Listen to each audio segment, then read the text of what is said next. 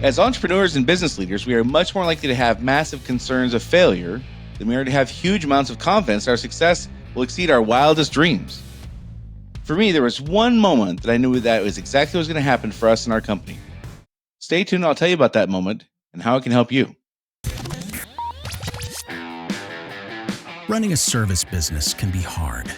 It is not unusual for business owners in industries like contracting, home repair, auto repair, business-to-business services like janitorial, IT and accounting, and many others to feel overwhelmed by all the priorities facing them at any given time. Between addressing the needs of the customers, managing the employees, figuring out the financials, and getting processes in place, feeling like you're making significant progress on your business journey can be difficult. Welcome to Service Industry Success, hosted by Brian Harding. Each week, Brian will look at real-world strategies for building the business you are dreaming of, while also sharing tactics to get through some of the most frustrating parts of business ownership with a lot more ease. Let's get started. So every entrepreneur has moments where they wonder if their company is going to make it or not. And most of us have moments where we wonder if it's eventually going to be all worth it. You know, the long hours and the aggravation, the frustration, the setbacks, and we solve one problem and two more pop up. We have like problem whack-a-mole, it seems like sometimes. It's rare to have moments where we're overcome with supreme confidence. It's almost always fear that we're overcome with. But there was a moment when I knew that we were going to crush it. And I think it's important to tell you about this, not because it's important that I felt that way, but it's the reason I felt that way that I think it is important to talk about, because I think it'll be helpful for a few reasons. And so let me tell a story, and then hopefully it'll all make sense for you. It was about 10:30 at night on a Friday. I was at an industry association meeting for the state of Washington, where our business was. And I was sitting around a large table with industry peers, probably about a dozen or so, maybe 10, 12, somewhere in there. And I was the new guy to the group. I had just joined this industry association. I didn't really know anybody that well. I knew a couple people, kind of, sort of.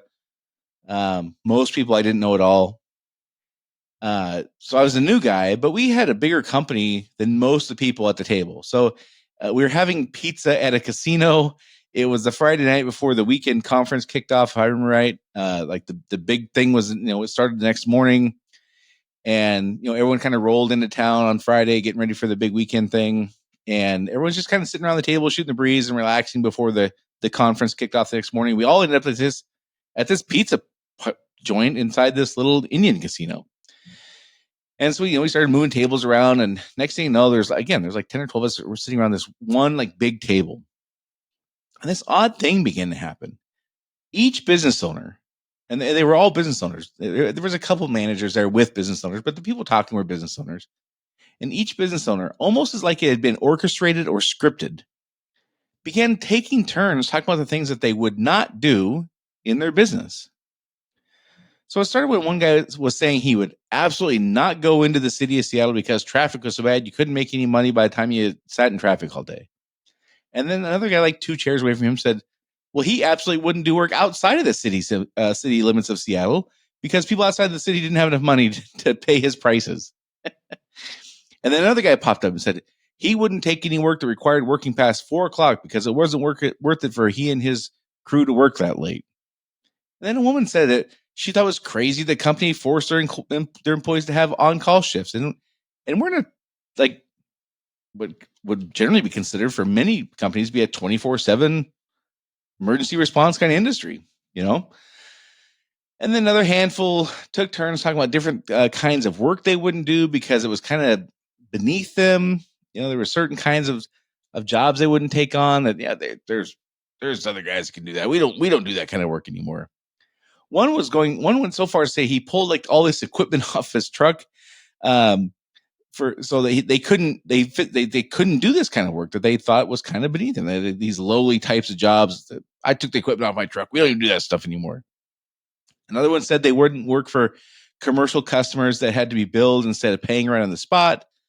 Meanwhile, I'm listening to stuff, and every one of these things are things we do. And those kinds of commercial customers were already a huge part of our business. And I just sat back and listened and was like, bewildered. Like I came to this industry association expecting to be energized and inspired, and I was the new young guy. I thought they were gonna I thought they were gonna tell me to get my stuff together and whatever. It wasn't that way. And so I'm sitting around just listening, and again, like every one of them had a thing that they were adamant they wouldn't do, and we don't do that kind of thing. And it was just this kind of boastful, odd tone. And finally, someone said, "What about you, Brian?" And I just paused for a moment, and I was honest. And I said, "We do every single one of those things you guys just said you won't do."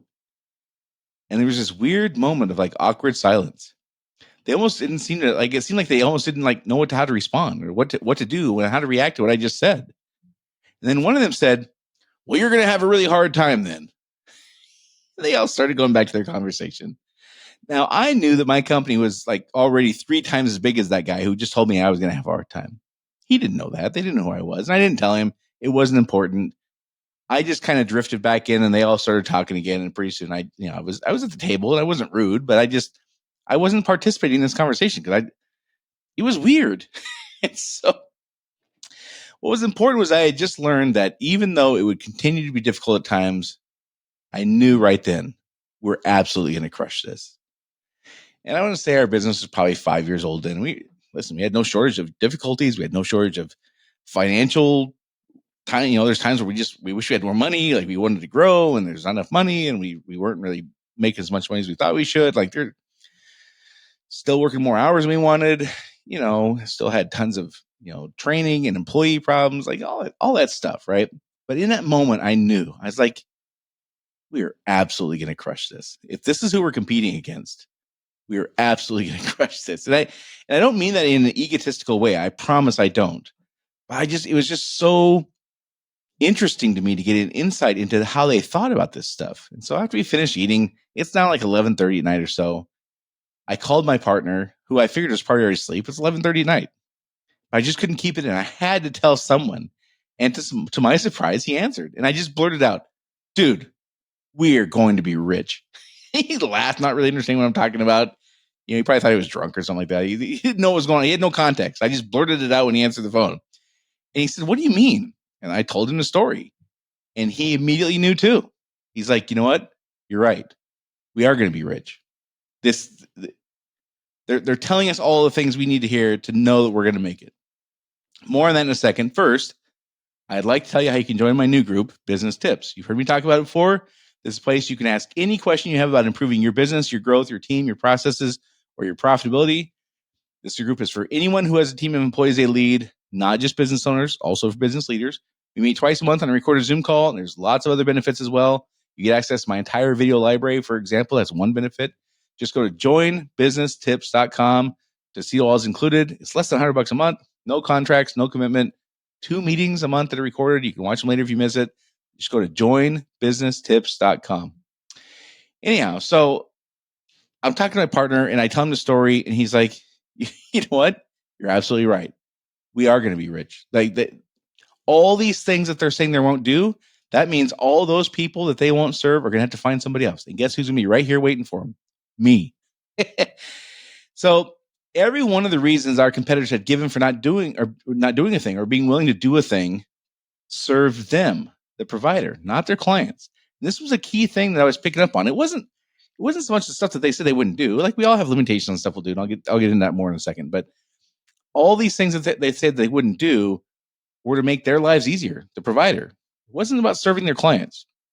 So imagine how the business owner thinking like that permeated through their whole company. I mean, we all know that employees generally don't exceed the business owner's or leader's drive and commitment when it comes to serving the customer. Even the best employees care a little bit less than the business owner. It's just the way it is. So how much this kind of thought process and decision making affect the customer experience after it trickled down to the revenue producing employees calling the shots in the day-to-day tasks? I'm not saying anyone has to do everything their client might want us to do. I'm not saying that at all. We all have lines we won't cross. And we had ours too. Like there's plenty of places we wouldn't go. Like we didn't cover 50 states. We had geographical limitations also. We had different restrictions on things we wouldn't do as well. It wasn't about that. But each one of these people had put an intentional limitation on how they would serve their client based upon how it would make their lives easier or avoid what they perceived to be kind of a hassle, and justified it to themselves and their peers as if it was the right thing to do. In other words, in my opinion, they had two things very backwards.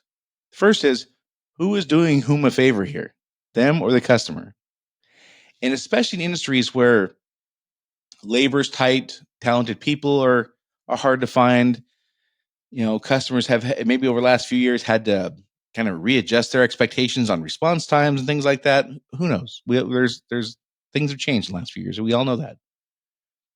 But it became very clear that they they had this kind of perception, like the customer better be happy that we're doing this stuff for them, and it just felt weird, and it felt off putting, and it felt, again, I just walked away going, we're going to crush it.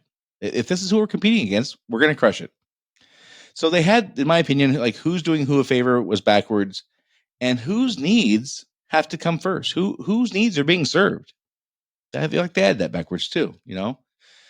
So not doing things because it's too big of a risk, I totally get and support that. I'm not talking about, like, again, I want to be really clear here. I'm not saying, well, we should all just do everything our clients want. I'm not saying that. I fired customers for asking us to do things that were unsafe or illegal or immoral, just like you all have.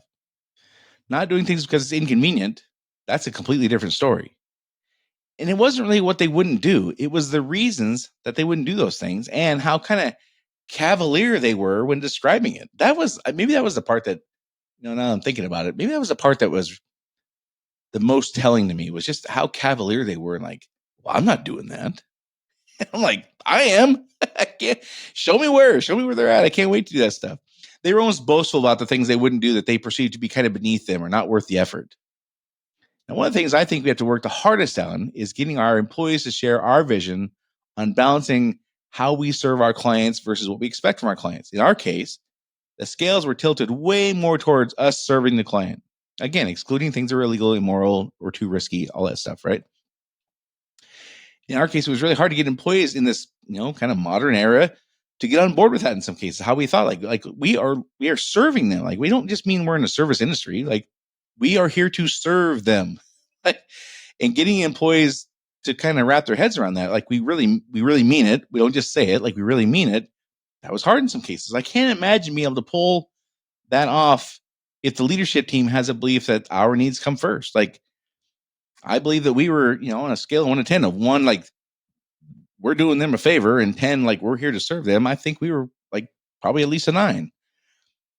If the leadership team is like a 7 or a 6, as that trickles down again through the organization, like if I was a 9, by the time we got to the frontline employees, it might have only been a 6 or a 7. If you started a 6 or a 7 with the leadership team, by the time it trickles through, like, what's it going to be in the customer? What's the customer going to experience? Like, if the leadership team has this tone of like, we don't do that kind of stuff, that's beneath us. How? It was bewildering to me. And again, for me, it was just one of those moments where maybe it was the moment where I knew we're going to be fine. So the things for us to consider, I think, are what are the things that we're saying we won't do or shouldn't have to do? And how does the way we characterize those things we won't do come across to our team? Again, we all have things we won't do. We all have lines we won't cross. I've I've fired as many customers as anyone probably who have asked us to do things. They're just like, I'm not doing that. I'm not breaking the law. I'm not doing things immoral. I had a client one time ask me to write every invoice and then alter it so they could change how they marked it up to somebody else. I'm not doing that. Get out of here. I'm not your guy for that. So there's plenty of things I agree with we shouldn't do.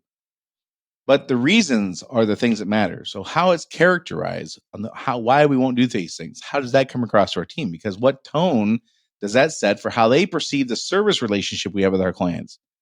How much we're serving them versus how much we expect from them, or how much they should make our lives easier. Like that balance, getting the entire team to share the same vision of what that balance should be, I think is one of the harder things to do. And you never know, like, again, as looking back as an employee, where a manager or business owner would say, something, and like, well, wait a second, I thought we had this different approach. And I hear you talk like that. And that makes it sound like, maybe I misread this. That kind of confusion is not what I want. So I get that they in that environment, maybe they were just kind of boasting their friends over a beer or whatever, but it didn't come across that way. And later I learned they all meant 100% what they said.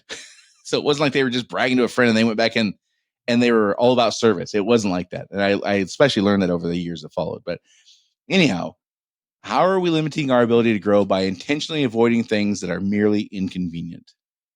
Because if our teams perceive that we have a belief that we should avoid things that are merely inconvenient, well, that's gonna have a dramatic impact on how they think they should act about things that are inconvenient.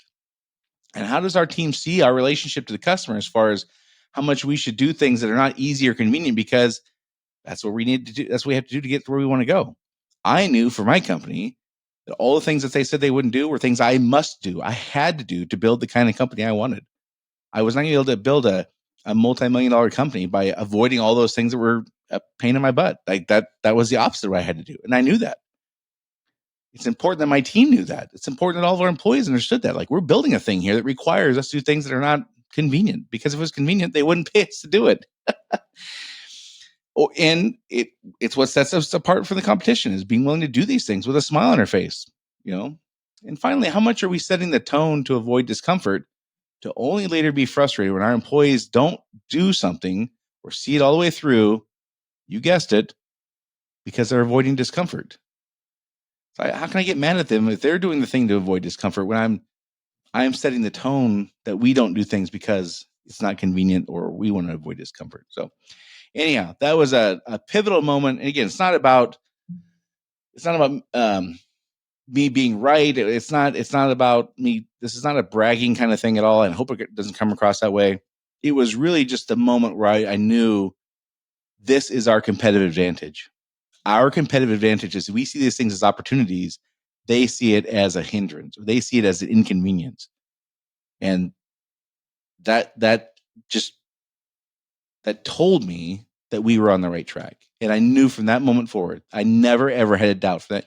And now that I think about it, that was a critical moment in our company's success from that point too. Now, like, I kind of look back and put the timeline together. After that, we didn't really have some of the bigger hiccups. We had plenty of big hiccups, but we didn't have the ones that I was like, holy crap, I don't know if we're going to make it. We didn't really have those anymore after that. And I think that my outlook and the confidence I gained, knowing that we all saw the same things, and we saw them in my company as opportunities, and they saw them as inconveniences. And that's what I knew. So anyhow, hope that's helpful. Don't forget, go to joinbusinesstips.com to see all the benefits included in my new group called Business Tips. TIPS stands for Tactics and Immediate Problem Solving. You can ask any question you want about your business, and you get a direct answer from me and the other people in the call. Tons of experience, tons of great, smart people in the group.